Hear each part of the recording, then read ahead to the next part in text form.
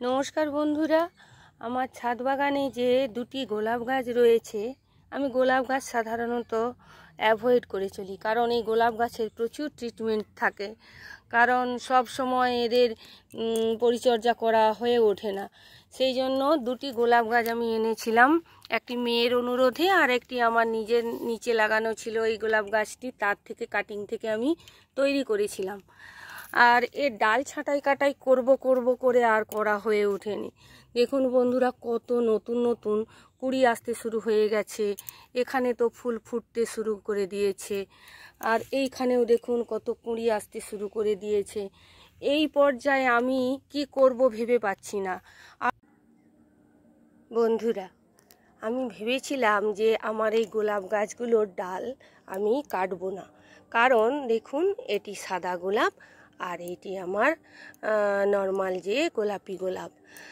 প্রচুর কুড়ি ছিল, ভেবেছিলাম যে আচ্ছা ফুলগুলো তো হবে, কিন্তু আমি বেড়াতে গিয়ে দেখলাম সেখানে এই সময়ে গোলাপ গাছের ডালগুলিকে সব এই রকম কেটে দিয়েছে। আমিও ভাবলাম যে না, আমিও কেটে দিই, কারণ ওনারা যখন কেটেছেন নিশ্চয়ই এরপরে ভালো কিছু গোলাপ এই গাছ থেকে পাওয়া যাবে। সেই জন্য আমি আর দেরি করিনি।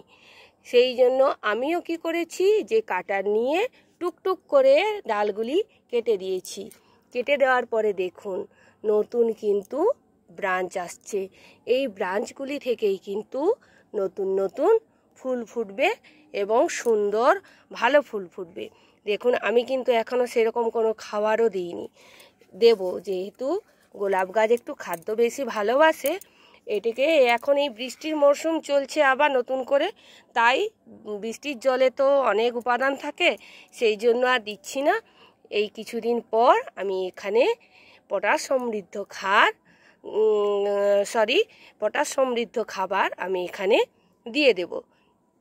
তারপর কি করব না, এখানে একটি অনুখাদ্য আমি স্প্রে করে দেব। দিলেই আমার শীতকালে গোলাপ গাছ থেকে সুন্দর সুন্দর গোলাপ আমি পেতে পারবো। কেমন লাগলো জানাবেন ভিডিওটা।